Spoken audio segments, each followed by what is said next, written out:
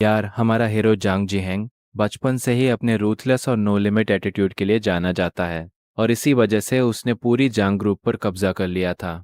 उसे कभी इस बात का डर नहीं था कि उसकी फियांसे लिू रुयान के आसपास कोई टॉय बॉय घूमेगा, क्योंकि इंडस्ट्री में हर कोई उसके नाम से काम पता है। पर भाई, शौक तो तब लगता है जब वो 6 महीने फॉरेन से पढ़ाई करके वापस आता है और देखता है कि लिू रुयान के ठीक बगल में एक नया नया सा लड़का बैठा हुआ है। हमारा हीरो बिना कुछ कहे सीधा सेक्रेटरी से बोलता है कि लिू रुयान और उसके लोगों के साथ एक डिनर फिक्स करो। वो मन ही मन सोचता है कि जो औरत मेरी बात नहीं मानती वो मुझे नहीं चाहिए, और जिसने मेरी औरत पर नज़र भी डाली उसका तो खेल खत्म। तभी सेक्रेटरी धीरे से आकर फुसफुसाती है, जांग सर, लियू मैडम की तरफ से 7 लोग आ चुके हैं, लेकिन एक इंसान ऐसा भी है जो गेस्ट लिस्ट में नहीं था। हीरो हैरान होकर पूछता है, कौन? सेक्रेटरी इशारा करते हुए बताती है, वही जो मादम की कार की फ्रंट सीट पर बैठकर आया है। यह सुनकर हीरो बस स्मर्क करता है, क्योंकि उसे तो पहले से ही शक था। फिर वो जैसे ही वीआईपी रूम में एंट्री मारता है, लंबी टेबल के दोनों तरफ बैठे सारे के सारे लोग डर के मारे झटके से खड़े हो जाते हैं। लू रुयान मेन सीट पर बैठी होती है और हीरो को देखकर पहले तो स्माइल करती है और फिर चुपचाप खिसक कर उसके लिए जगह बना देती है। अब जरा ध्यान से सुनना। उसके ठीक बगल में एक 22 साल का लड़का बैठा होता है, एकदम सलीके से तैयार। पूरे कमरे में सन्नाटा छाया होता है, किसी की सांस लेने की भी आवाज नहीं आ रही होती है। लेकिन तभी वो ओवर स्मार्ट लड़का लिू रुयान के सामने रखा कप उठाता है, उसमें से पानी पीता है और एकदम क्यूट बनते हुए नखरे दिखाता है। लिू मैडम, आप आज भी कुछ नहीं खा रही? ऐसे थोड़ी चलेगा।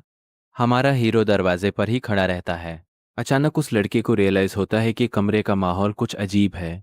वो हीरो की तरफ देखता है, फिर बाकी डरे हुए लोगों को देखता है और लिू रुयान से बड़ी मासूमियत से पूछता है, अरे ये कौन है? इतनी लेट आए हैं और किसी को हेलो तक नहीं बोला। लियो मैडम, हमारी कंपनी के रूल्स कुछ ज़्यादा ही कैजुअल नहीं हैं, और जब कोई कुछ नहीं बोलता तो वो फिर से बड़ी ढिठाई से अपनी बात कहता है। भले ही आप बोर्ड मेंबर हों, लेकिन बेसिक मैनर्स तो होने चाहिए ना। आपने तो पूरे डिनर का मज़ा ही किरकिरा कर दिया। भाई साहब, ये सुनकर तो लियो रुयान के असिस्टेंट का चेहरा ही पीला पड़ जाता है। वो डर के मारे उस लड़के का हाथ खींचती है और बोलती है, ली ज़ेफेंग, ये जांग जिहेंग सर हैं, हमारी लियू मैडम के फियांसे और पूरी जांग ग्रुप के असल मालिक। बाप रे! पूरे कमरे में एकदम शमशान जैसी शांति छा जाती है। ली ज़ेफेंग के हाथ में पकड़ा हुआ कप हवा में ही रुक जाता है और उसकी सारी क्यूट सी स्माइल पल भर में गायब हो जाती है। वो झेंपते हुए कप को वापस रखता है और इससे पहले कि लियू रुयान कुछ बोल पाती, वो खुद ही ओवर स्मार्ट बनते हुए कहता है, ओ, तो आप फियांसे हैं? फिर तो आपको और जल्दी आना चाहिए था ना। सब आपका ही वेट कर रहे थे। हीरो बिना कोई रिएक्शन दिए सीधा जाकर मेन सीट पर बैठ जाता है। वो अपनी तेज नज़रों से ल्यूरियन को घूरता है और एकदम ठंडे टोन में कहता है, ल्यूरियन, तुम्हारा ये नया इंटर्न देखता है। ल्यूरियन एकदम कोल्ड एक्सप्रेशन बनाते हुए हीरो से कहती है, वो अभी ना समझे, तुम उसकी बातों को दिल पर मत लो। हीरो एकदम सधे हुए अंदाज में मेनू कार्ड पलटता है और कहता है, मैं कब से नासमझे लोगों की बातों को दिल पर लेने लगा। हाँ, बस एक काम करना, अपनी उस कार को स्क्रैप में भिजवा कर कोई नई कार ले लेना। ल्यूरुएन एकदम शॉक हो जाती है और पूछती है, क्यों? हीरो बिना उसकी तरफ देखे जवाब देता है, जिस कार की फ्रंट सीट पर कोई और बैठ चुका हो वो मुझे नहीं चाहिए। तभी वो ली ज़ेफेंग साइड में कुछ बड़बड़ाता है, लेकिन हीरो को ना तो कुछ सुनाई देता है और ना ही वो सुनना चाहता है। हीरो जोर से मेनू कार्ड बंद करता है और सीधा लियू रुयान की आंखों में देखकर ऑर्डर देता है, और हाँ, ये जो तुम्हारे मिस्टर ली है। का रुयान का चेहरा उतर जाता है।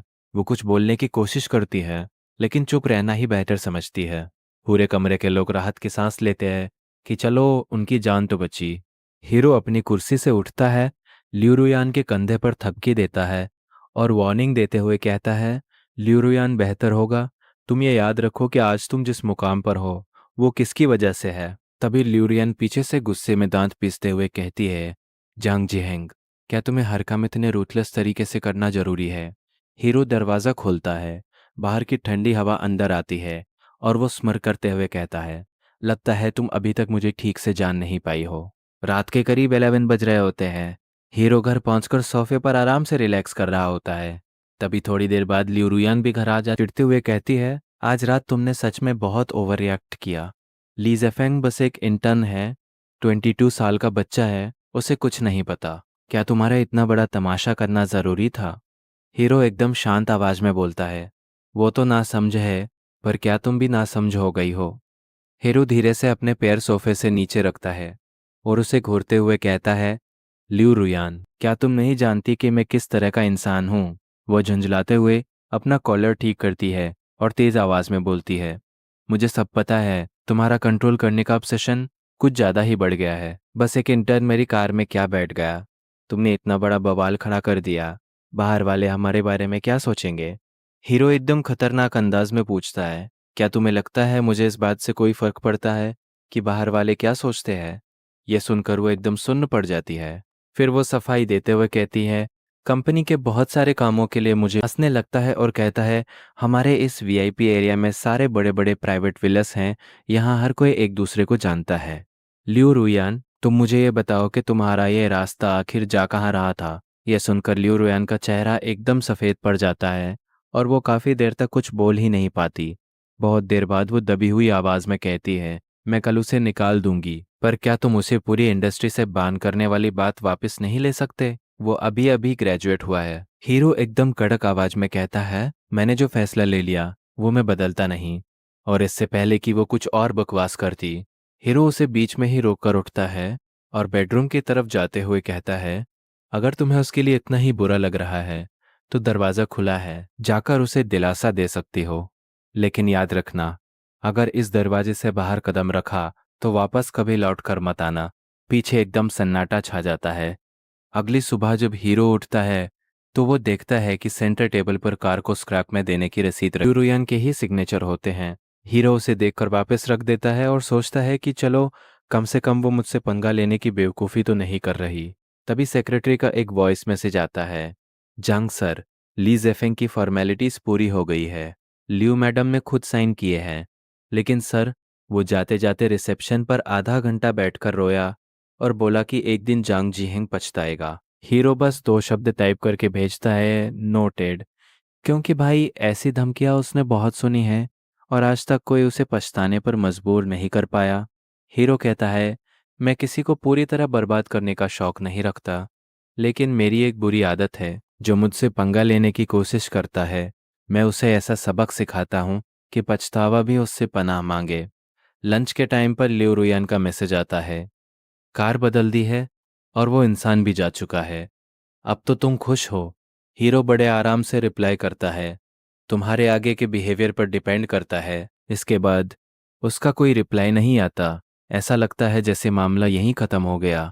लेकिन 1 महीने बाद हीरो को कुछ गड़बड़ फील होने लगती है। लियू रुयान आजकल कुछ ज़्यादा ही शांत रहने लगी है, जो कि उसके नेचर के बिल्कुल ऑपोजिट है। रात को जब हीरो बेड पर लेटा हुआ लियू रुयान के पिछले 6 महीने के प्रोजेक्ट्स चेक कर रहा होता है, तो उसकी नज़र एक अनजान सप्लायर कंपनी के नाम पर पड़ती है। वो तुरंत उसका स्क्रीनशॉट लेता है और अपनी सेक्रेटरी को भेजकर पूछता है। ये 3 मिनट बाद सेक्रेटरी का एक बहुत लंबा मैसेज आता है, लेकिन हीरो का ध्यान सिर्फ एक लाइन पर जाता है, जांग सर, मैं और डिटेल्स निकाल रही हूँ, पर इस कंपनी के ओनर की इन्फॉर्मेशन कुछ अजीब लग रही है। हीरो बहुत देर तक उस कंपनी के नाम को घूरता रहता है और फिर फ़ोन को तकिए के पास पटक देता है। सोने से पहले वो लियू रुयान को टेक्स्ट करता है, कल सुबह साथ में ब्रेकफास्ट करेंगे। रिप्लाई तुरंत आता है, ओके।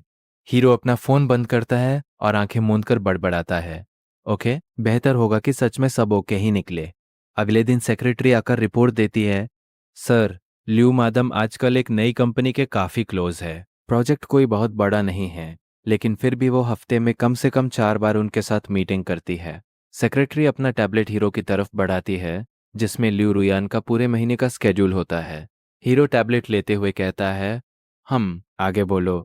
सेक्रेटरी थोड़ा झिझकते हुए कहती है, सर, एक और बात है, ली जेफेंग को नौकरी से निकाले जाने के बाद उसने इसी कंपनी को ज्वाइन किया है और उसकी पोस्ट है assistant to the business director.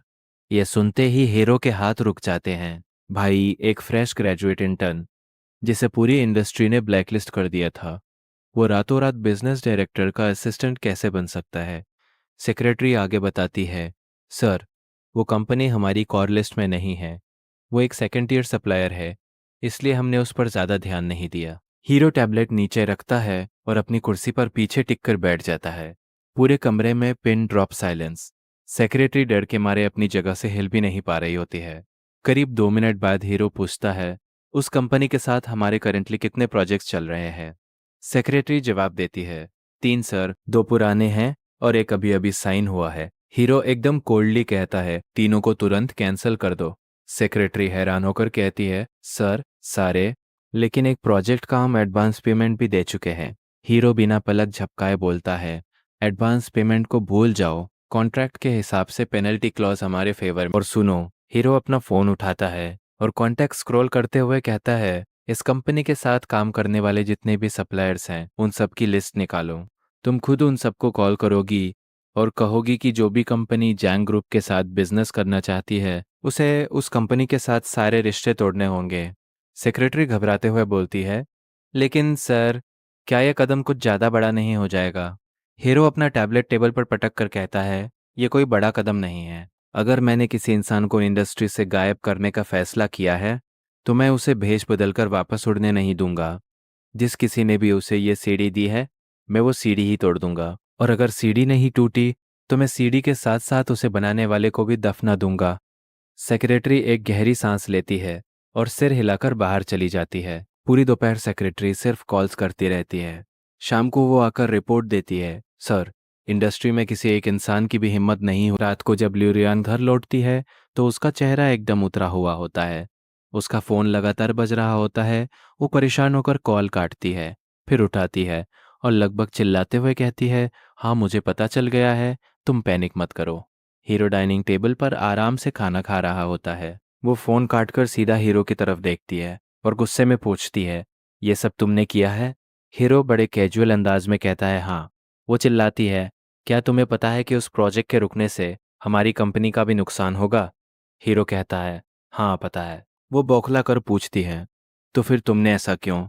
Hero अपने चॉपस्टिक्स टेबल पर रखता है और उसे घूरते हुए कहता है, ल्यूरियान, मैंने तुमसे कहा था कि उस लड़के को निकालो और कार कबाड़ में डालो, तुमने किया। लेकिन फिर पीछे से तुमने ही उसे एक नई जॉब दिला दी, और वो भी हमारी कंपनी के बिजनेस का बहाना देकर।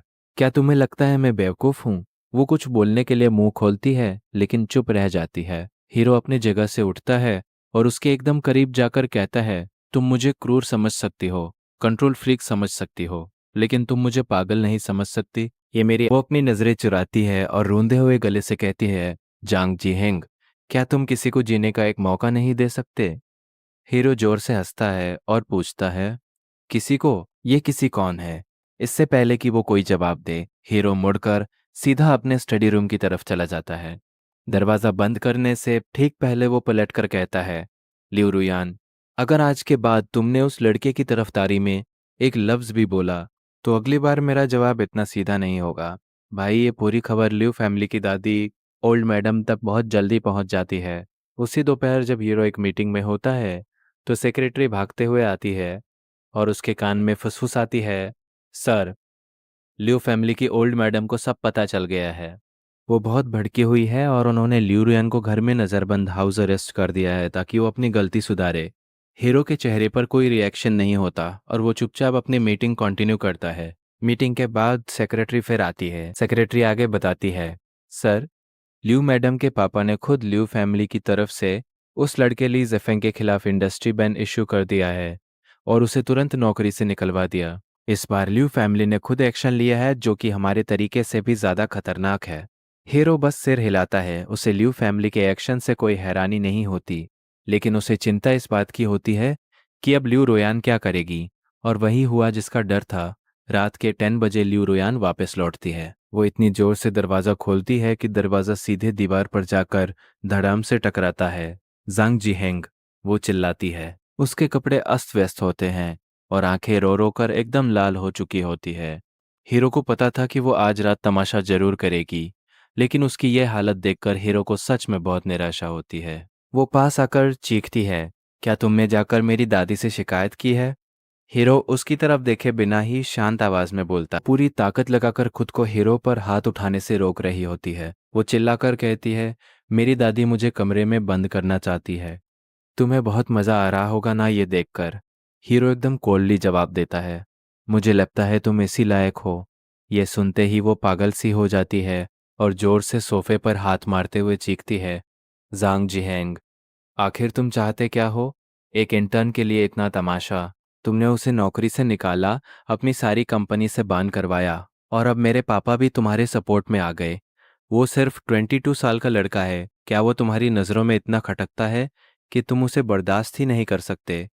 हीरो अपना चाय का कप आराम से टेबल पर रखता है और धीरे से खड़ा होता है। बर्दाश्त नहीं कर सकता?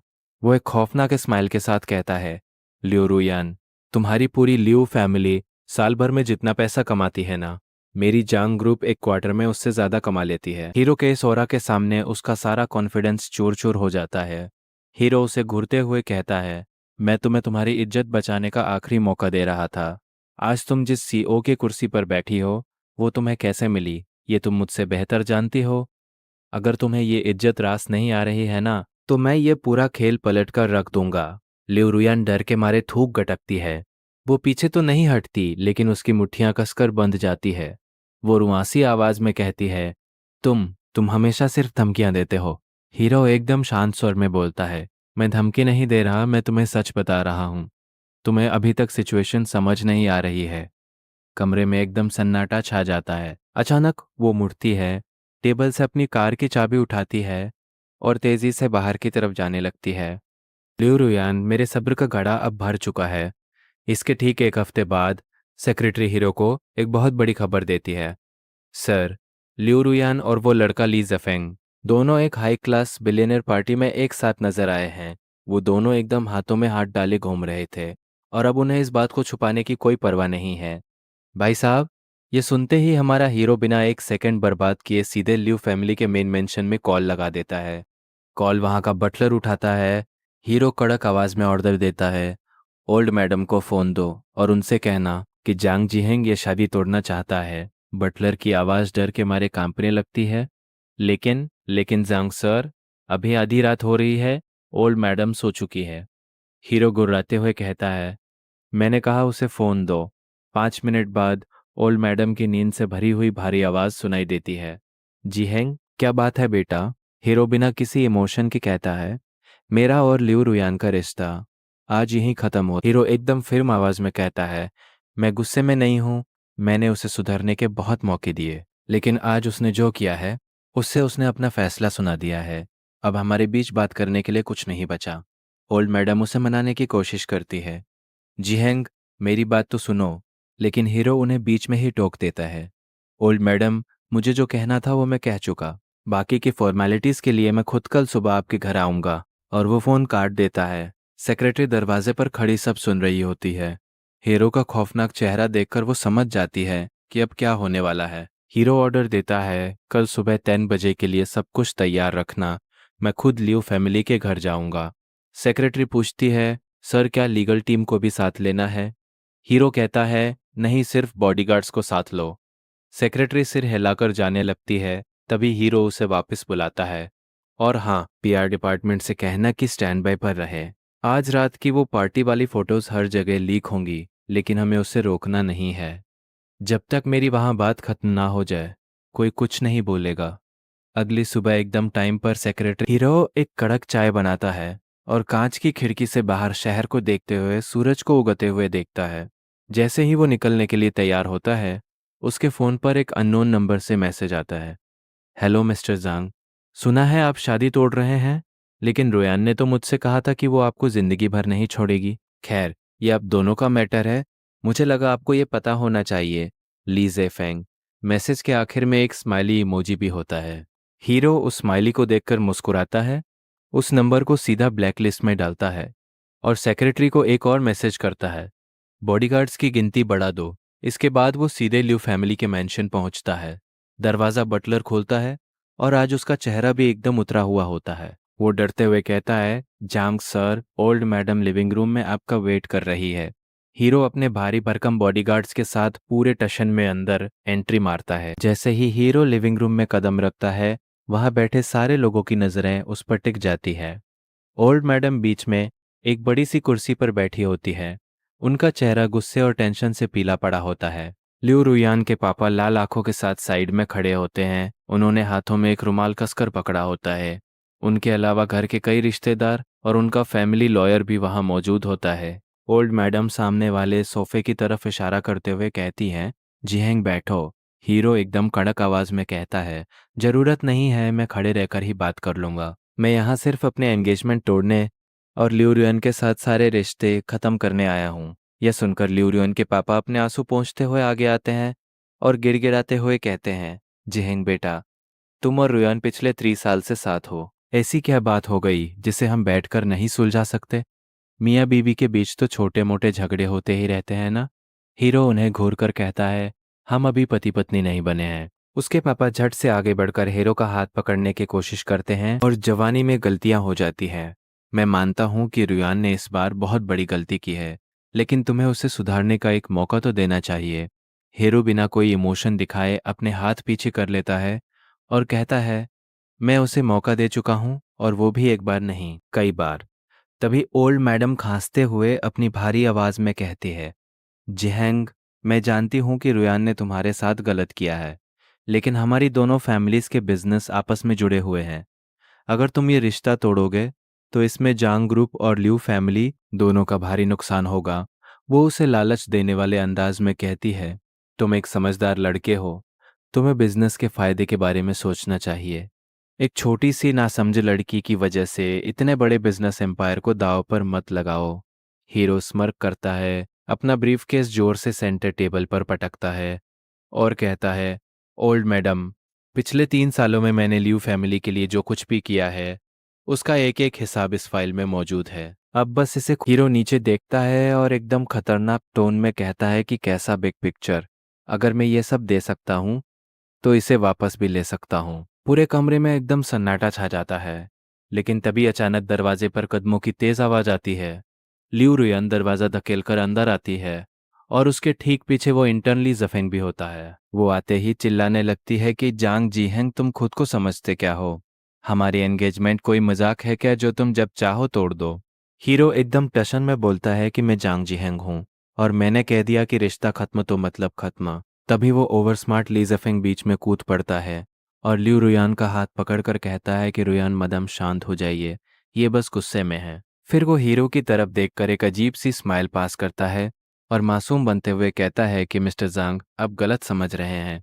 मैं सच में आप दोनों का रिलेशनशिप खराब नहीं करना। वो आगे बकवास करता है कि मैं और लियू मैडम तो बस नॉर्मल फ्रेंड्स हैं। हीरो एकदम दहाड़ता है कि तुम्हें बीच में बोलने की परमिशन किसने दी? ये सुनकर लियू रुयान के पापा गुस्से से टेबल पर जोर से हाथ मारते हैं, लेकिन लियू रुयान झट से ली जेफिंग के सामने ढाल बनकर खड़ी हो जाती है और चिल्लाती है कि पापा, जंग जीहंग ने सारी हदें पार कर दी है। एक फ्रेश ग्रेजुएट को पूरी इंडस्ट्री से बान कर दिया।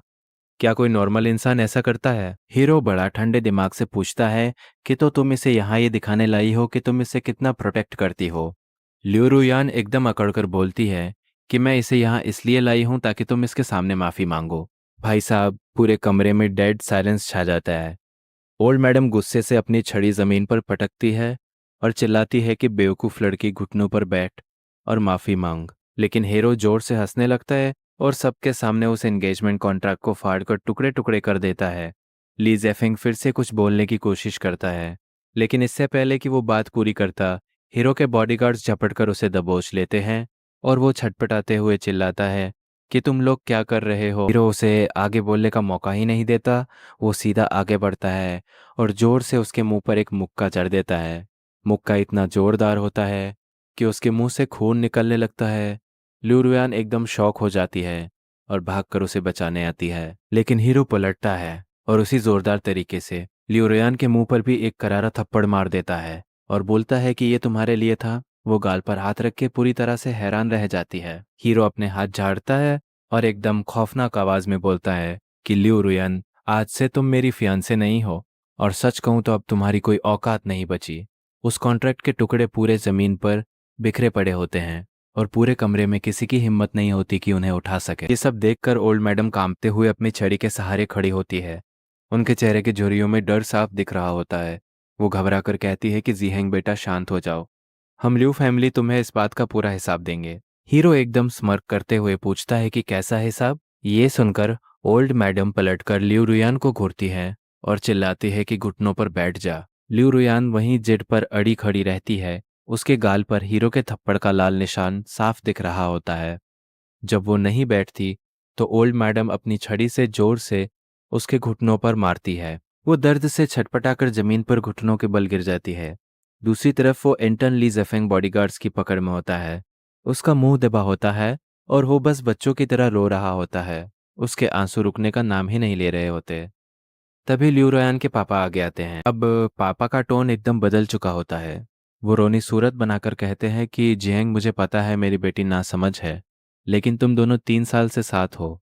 मैंने हमेशा तुम्हें अपने सगे बेटे जैसा माना है। हीरो उन्हें घूरता है और कहता है कि सगा बेटा, क्या एक सगे बेटे को यही सलाह मिलता है कि आपकी बेटी किसी और लड़के को लेकर चीप पार्टीज में घूमे? पापा का मुंह खुला का खुला रह जाता है। हीरो आगे कहता है कि मैं चीज़ों को ज़्यादा गंदा नहीं करना चाहता।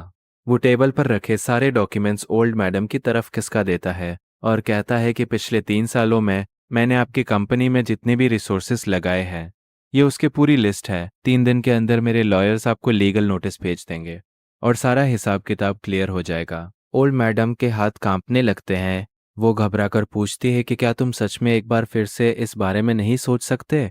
हीरो साफ मना कर देता है और बाहर जाने के लिए मुड़ता है। तभी वो लीजेफिंग बॉडीगार्ड्स के हाथ से छूट जाता है और पागलों की तरह चिल्लाता है कि तुमने मुझे मारा क्यों? तुम खुद को समझते क्या हो? बस तुम्हारे पास पैसा ही तो है। हीरो उसकी बकवास सुनकर ना तो रुकता है और ना ही पीछे पलट कर देखता है। वो सीधा बाहर निकल जाता है। बॉडीगार्ड्स उस ली जफिंग को घसीटते हुए बाहर फेंक देते हैं और उसकी चिल्लाने की आवाज़ धीरे धीरे गायब हो जाती है।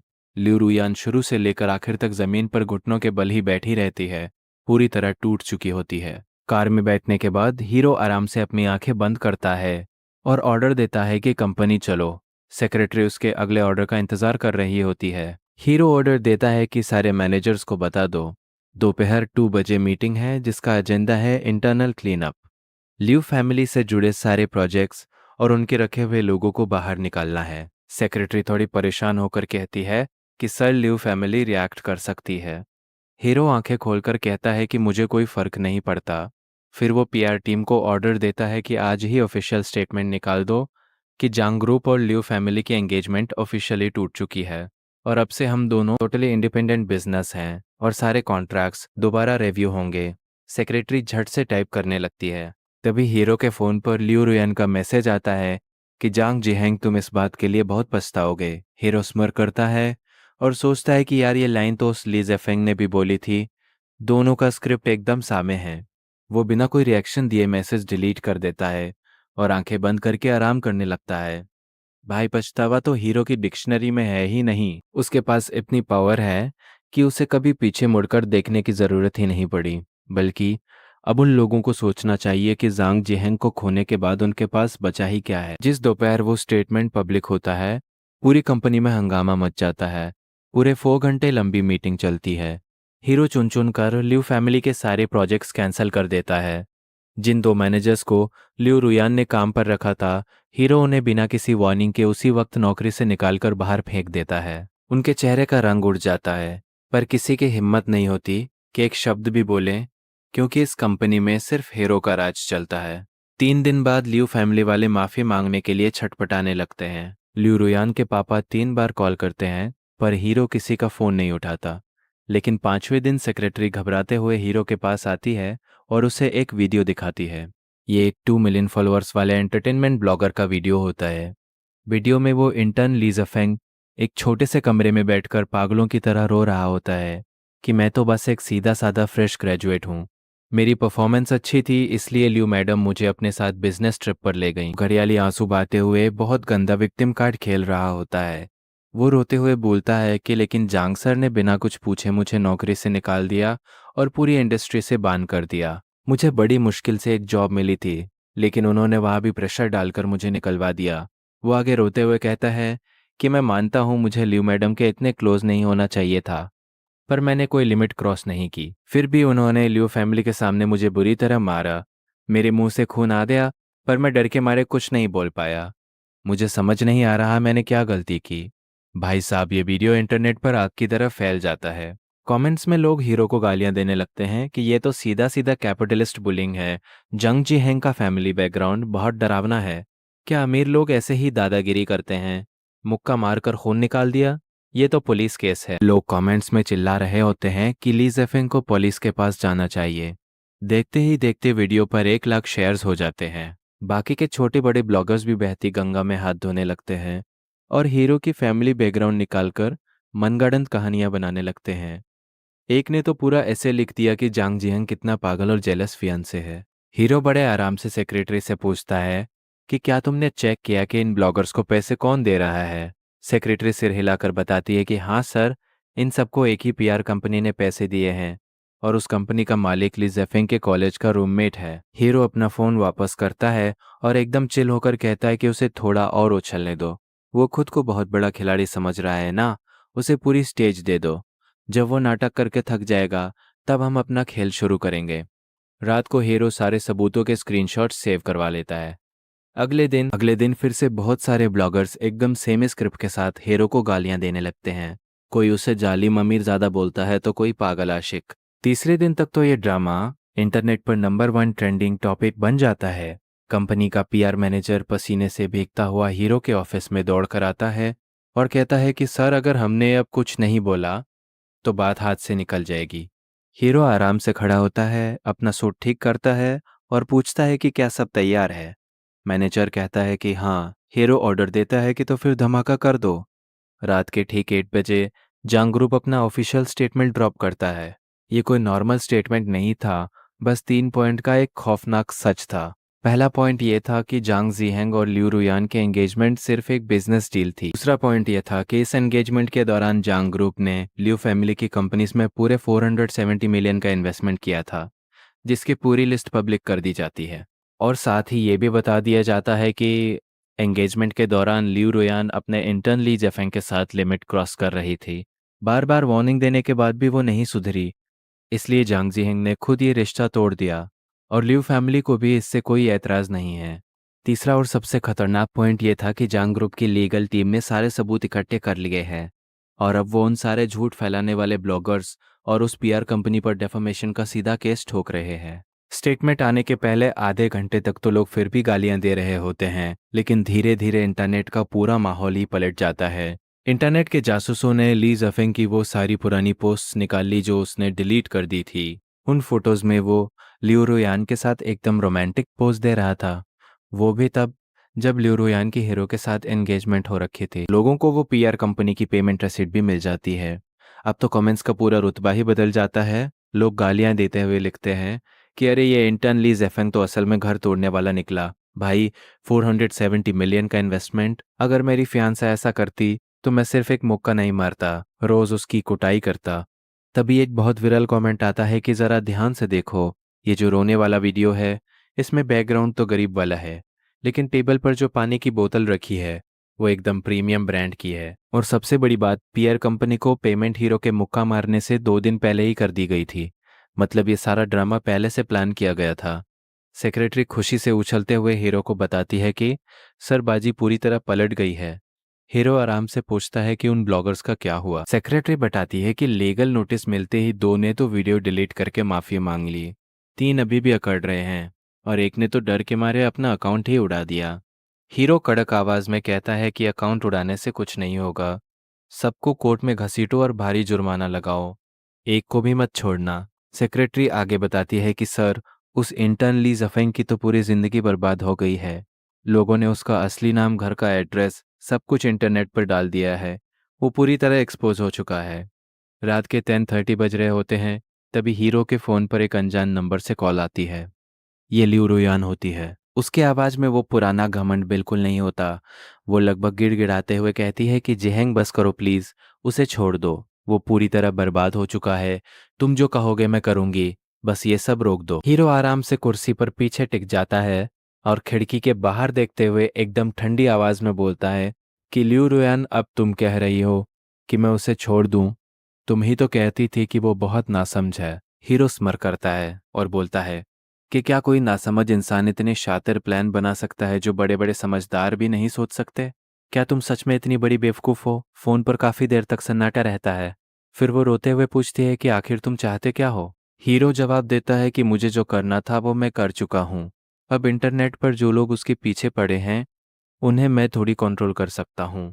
मैंने तुम्हें पहले ही सुधरने के बहुत मौके दिए थे। जो आगे कहता है कि जब मैंने बात को प्यार से संभालने की कोशिश की थी तब तुम दोनों को बड़ा मजा आ रहा था ना। वो हांफते हुए कहती है कि तुम्हें पता है उसकी हालत क्या है। वो घर से बाहर नहीं निकल पा रहा है। उसके माँ बाप को धमकियां मिल रही हैं। हीरो एकदम खौफनाक तरीके से बोलता है कि और जब उसने वो झूठा वीडियो डाला था तब क्या उसने एक पल के लिए भी सोचा था कि मेरे और मेरे परिवार के साथ क्या होगा। फोन पर एकदम डेड साइलेंस छा जाता है। 10 सेकंड बाद हीरो आखिरी बार बोलता है कि उसके लिए रोने से पहले जरा खुद के बारे में सोच लो। क्या तुम्हारी माँ का कॉल आ गया तुम्हें? और इतना बोलकर वो फोन काट देता है और उस नंबर को हमेशा के लिए ब्लॉक कर देता है। फिर वो सेक्रेटरी को मैसेज करता है कि कल ओल्ड मैडम के साथ मेरी मीटिंग फिक्स करो। ये आखिरी बार होगा। अगले दिन हीरो लियू फैमिली के मेंशन पहुंचता है। वो उसी स्टडी रूम में बैठा होता है जहां वो पिछले 3 सालों से आ रहा था। कभी ओल्ड मैडम यहाँ बैठकर अपनी फैमिली की तारीफें किया करती थी, लेकिन आज वहाँ कोई चाय नहीं थी। बस टेबल पर लिक्विडेशन अग्रीमेंट के पेपर्स रखे हुए थे। ओल्ड मैडम आज बहुत ज़्यादा बूढ़ी और हारी हुई लग रही होती है। वो भारी आवाज़ में कहती है कि जेहेंग मैंने पेपर्स देख लिए हैं। वो चुपचाप साइन करने के लिए पेन उठाती है, लेकिन उनके हाथ कांप रहे होते हैं। हीरो एकदम कैजुअली पूछता है कि लिऊ रुयान कहाँ है। दरवाजे पर खड़े उसके पापा के चेहरे पर आंसुओं के निशान होते हैं। वो टूटी हुई आवाज़ में बताते हैं कि आज सुबह ही ओल्ड मैडम ने फैमिली मीटिंग बुलाई थी। हमने लिऊ रुयान को हमेशा के लिए फैमिली से बेदखल कर दिया है। हीरो बिना कोई रिएक्शन दिए सुनता रहता है। पापा आगे बताते हैं कि उसके सारे शेयर्स छीन लिए गए हैं और उसके सारे बैंक अकाउंट्स फ्रीज कर दिए गए हैं। पापा रोते हुए कहते हैं कि अब लियू फैमिली के किसी भी बिजनेस या इवेंट में उसका आना बान है। ऐसा लग रहा होता है जैसे उनके गले में कुछ फंस गया हो। वो बताते हैं कि आज सुबह ही वो बस अपना एक सूटकेस लेकर घर से चली गई, बिना ये बताए कि वो कहाँ जा रही है। फाइनली ओल्ड मैडम कांपते हुए हाथों से पेपर्स पर साइन कर देती है और उन्हें हीरो की तरफ खिसकाते हुए कहते हैं कि जिहेंग हमारी लियू फैमिली ने तुम्हारे साथ बहुत गलत किया है। हीरो चुपचाप पेपर्स अपने बैग में रखता है, खड़ा होता है और एकदम शांत टोन में कहता है कि ओल्ड मैडम आपने मेरे साथ हमेशा अच्छा बर्ताव किया, बस आपकी बेटी ही उस लायक नहीं थी। ओल्ड मैडम आंखें बंद कर लेती है और कुछ नहीं बोल पाती। हीरो पलटता है और हमेशा के लिए उस घर से बाहर निकल जाता है। जैसे ही हीरो बाहर आता है सेक्रेटरी उसकी तरफ भागते हुए आती है। सेक्रेटरी रिपोर्ट देती है कि सर उस ली जेफेंग का पता चल गया है। वो कल रात ही अपना सारा सामान बांधकर शहर छोड़कर अपने गांव भाग गया। उसके माँ बाप ने उसके सारे सोशल मीडिया अकाउंट्स डिलीट करवा दिए हैं और अब वो गांव की किसी छोटी सी दुकान पर चुपचाप काम कर रहा है। उसकी हिम्मत पूरी तरह टूट चुकी है और उसका वो प्यार वाला दोस्त, हमारी लीगल टीम ने उससे 1.5 लाख का भारी सेटलमेंट वसूला है और उससे सबके सामने माफ़ी भी मंगवाई है। अब वो दोनों कभी उठने लायक नहीं बचे। हीरो आराम से कार में बैठता है, सीट बेल्ट लगाता है और पूछता है कि और लियू रुयान का क्या हुआ। सेक्रेटरी बताती है कि वो अपने दोस्तों से रहने के लिए जगह मांग रही है क्योंकि फैमिली ने उसका घर और कार सब कुछ छीन लिया है। सेक्रेटरी आगे बताती है कि आज सुबह उसने 3 अलग-अलग हेड हंटर्स को नौकरी के लिए कॉल किया था। हीरो पूछता है कि लेकिन क्या? सेक्रेटरी मुस्कुराते हुए बोलती है कि पूरी इंडस्ट्री में उसकी करतूतों की खबर फैल चुकी है। अब कोई भी कंपनी उसे नौकरी देने की हिम्मत नहीं कर रही है। कार स्टार्ट होती है और धीरे धीरे लियू फैमिली के उस बड़े से मेंशन से दूर जाने लगती है, जो मेंशन अब हीरो के लिए पीछे छूटा हुआ एक इतिहास बन चुका था। दोपहर के वक्त हीरो वापस अपनी कंपनी पहुंचता है। वो अपनी डेस्क पर बैठकर अगले क्वार्टर के बिजनेस प्लान की फाइल खोलता है। सेक्रेटरी उसके लिए कॉफ़ी लेकर आती है और कहती है कि सर इंटरनेट पर मामला अब शांत हो गया है, क्या हमें कुछ और क्लीन अप करने की ज़रूरत है? हीरो कहता है कि नहीं, जो कचरा साफ करना था वो हो चुका है। सेक्रेटरी कॉफ़ी टेबल पर रखती है और थोड़ा झिझकते हुए रुक जाती है। सेक्रेटरी हिम्मत करके पूछती है कि सर क्या आप ठीक है? हीरो फाइल से नजरें उठाकर उसे घूरता है और एकदम चिल अंदाज में पूछता है कि तुम्हें क्या लगता है, क्या मुझे ठीक नहीं होना चाहिए? सेक्रेटरी मुस्कुराते हुए सिर हिलाती है और चुपचाप ऑफिस से बाहर चली जाती है। कमरे में एकदम शांति छा जाती है। हीरो अपनी प्लानिंग फाइल देखता है जिसमें 3 साल पहले उसने ल्यू फैमिली के लिए एक अलग लाइन बनाई थी। वो खुद अपने हाथों से उस लाइन को हमेशा के लिए मिटा देता है और उस खाली जगह पर नए प्लान्स लिख देता है। तभी फोन पर एक नोटिफिकेशन आता है। लियू रुयान ने इंटरनेट पर एक लंबा चौड़ा माफीनामा पोस्ट किया था जिसमें वो अपनी सारी गलतियां मान रही होती है और जांग ग्रुप और जांग जीहेंग से गिड़गिड़ा रही होती है। प्लीज अब इस मामले को यहीं खत्म कर दे। हीरो देखता है कि वो पोस्ट दोपहर 1:17 पर आई है। वो स्मर करता है और समझ जाता है कि यह ठीक वही टाइम है जब आखिरी हेडहंटर ने भी उसे नौकरी देने से लात मार दी होगी। वो मज़े से अपनी कॉफ़ी का एक घूंट लेता है और उस नोटिफिकेशन को स्वाइप कर देता है। तभी सेक्रेटरी दरवाज़ा खटखटा कर अंदर आती है और याद दिलाती है कि सर 3 बजे नए प्रोजेक्ट की मीटिंग है, क्या आप फाइल्स देखेंगे? हीरो कहता है कि हाँ ले आओ। वो फाइल्स टेबल पर रखती है और जाते जाते बोलती है कि oh by the way sir, reception पर किसी ने आपके लिए फूल भेजे हैं। उस पर भेजने वाले का नाम नहीं है, बस कार्ड पर एक ही वर्ड लिखा है, सॉरी। हीरो के चेहरे पर कोई इमोशन नहीं आता। वो आराम से अपनी फाइल का पन्ना पलटता है और अपने काम में लग जाता है।